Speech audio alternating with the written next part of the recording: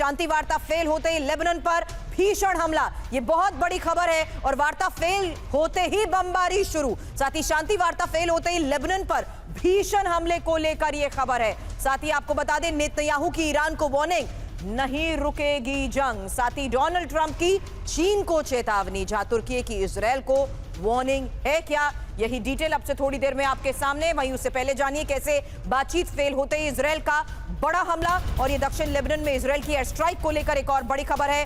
अल बुजुरिया में ईरानी प्रॉक्सी पर हमले का ये दावा।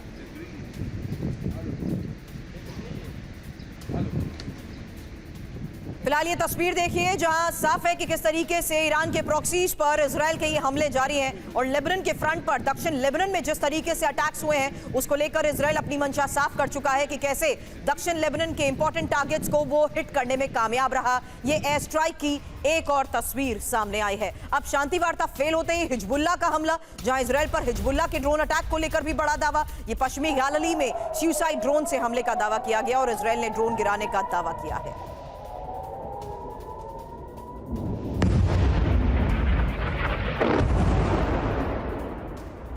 अब शांति वार्ता फेल होते ईरान पर बड़े हमले की तैयारी को लेकर भी खबर है। मिडिल ईस्ट में अमेरिका की बहुत बड़ी सैन्य मूवमेंट, इजरायल पहुंचे अमेरिका के एयर रिफ्यूलिंग टैंकर्स KC-135 और KC-46A विमान की बेन गुरियन में लैंडिंग हुई। एयर अटैक ऑपरेशंस के लिए फ्यूल टैंकर्स का इस्तेमाल।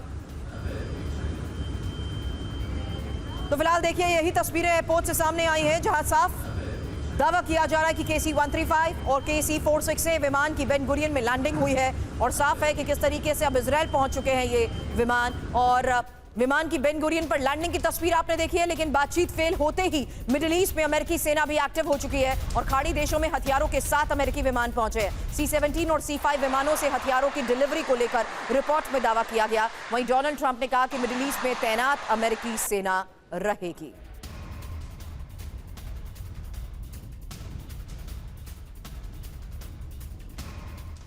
अब इस तैनाती का मतलब क्या है, क्योंकि सीज फायर नहीं, अब मिसाइल फायर। और बख्शी सर, इसी को लेकर आपसे सवाल करूंगी, क्योंकि शांति वार्ता फेल होते ही मिडिल ईस्ट में सैन्य हलचल बढ़ चुकी है। मतलब क्या है, क्योंकि इजरायल पहुंच चुके हैं अमेरिका के एयर रिफ्यूलिंग टैंकर्स। इस तैयारी का मतलब समझूंगी सर। KC-135 KC-46A विमान की बेन गुरियन में लैंडिंग की तस्वीर भी देखी। खाड़ी देशों में हथियार लेकर C-17 और C-5 विमान पहुंच चुके हैं। अमेरिका के aircraft carrier USS George Bush फिर से मिडिल ईस्ट रवाना हो चुके हैं, और अमेरिका के 2500 सैनिक और USS बॉक्सर डिस्ट्रॉयर भी रवाना हो चुके हैं। हालांकि अमेरिका की special airborne team middle east रवाना हो चुकी है। बातचीत फेल होते ही ये रवानगी, ये संकेत, तैयारी क्या है सर?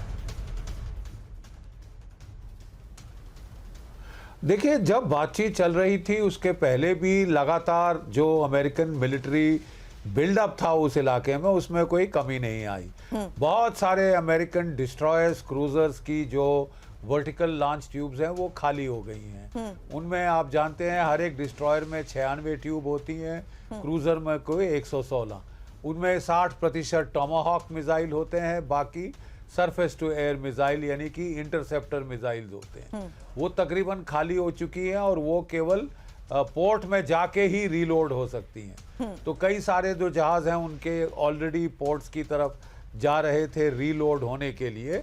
अमेरिका को अगर फिर से दोबारा राउंड करना है तो उसकी तैयारियां अभी चल रही हैं, उसको वो करना, मेकअप करना ही पड़ेगा। बहुत सारा एमिनेशन का जो एक्सपेंडिचर हुआ है, precision guided munition, interceptor missiles का स्टॉक्स भी बहुत लो पड़ रहे हैं। अमेरिका को ये सोचना पड़ेगा कि उसकी नेशनल सिक्योरिटी स्ट्रैटेजी के मुताबिक उसका मेन प्रतिद्वंदी चीन है, ईरान नहीं। लेकिन वो सारा उनका जो डाइवर्ट है इस तरफ हो चुका है, और अगर अगस्त के महीने में चीन चढ़ जाए ताइवान के ऊपर तो अमेरिका काफी प्रॉब्लम्स में होगा। इसमें कोई शक नहीं है। हमारी उम्मीद है अभी तक कि सीज फायर बना रहेगा, शायद टॉक्स रिज्यूम हो जाएं, हो सकता है। लेकिन अगर इजराइल आमादा है युद्ध पे तो बिल्कुल सर, ऐसा ही है। जो बात आपने कही, यही अगली खबर है सर, क्योंकि ईरान से संघर्ष जारी रखेगा इजराइल, और ईरान के खिलाफ सैन्य कार्रवाई जारी रखने की चेतावनी दे दी गई है। आती हूं सर आपके पास, क्योंकि इजराइल के पीएम नेतन्याहू की वार्निंग को लेकर यह अगली बड़ी खबर है। अभी बहुत लंबा सफर तय करना है, अभी बहुत कुछ करना बाकी है।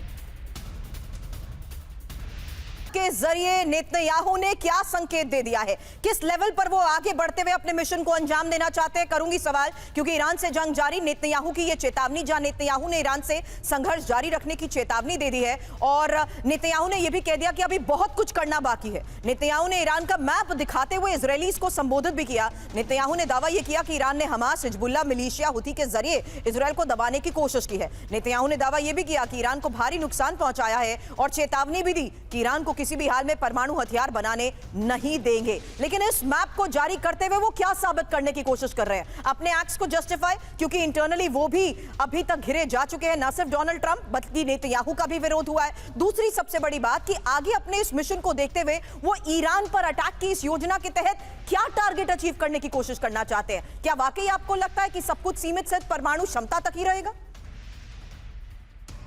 दो चीजें हैं सुरभि जी। पहली बात, ये जो मैप दिखा करके जो बातें बोल रहे हैं ये, अब कहीं लोगों को सुरभि जी ये मालूम नहीं है, जब वो अंग्रेजी में संबोधित करते हैं वो ये कुछ बोलते हैं और जब अपनी नेटिव लैंग्वेज हिब्रू में जब बोलते हैं ये कुछ और बोलते हैं। I take the pain of downloading इस वीडियो और लाइव ट्रांसलेटिंग इस वीडियो। ये अपने पॉपुलेशन के लिए कोई और ही नया कहानी लाते हैं। ओके। ये अंग्रेजी बोलने वाले अधिकांश 99.9% लोगों को ये मालूम नहीं है।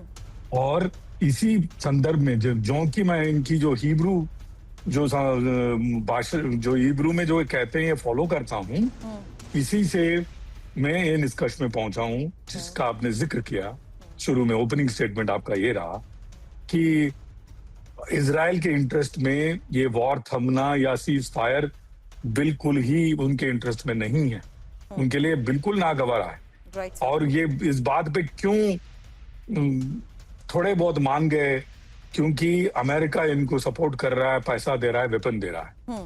ये ईरान को, इनका मंशा जो है ईरान को खत्म करना है, इनका मंशा जो है हिजबुल्लाह को जड़ से मिटाना है। और हिजबुल्लाह की बात मैं दर्शकों को कहूं, एकमात्र ऐसा एक सो कॉल्ड टेररिस्ट ऑर्गेनाइजेशन है जिसके पास एक कंट्री है।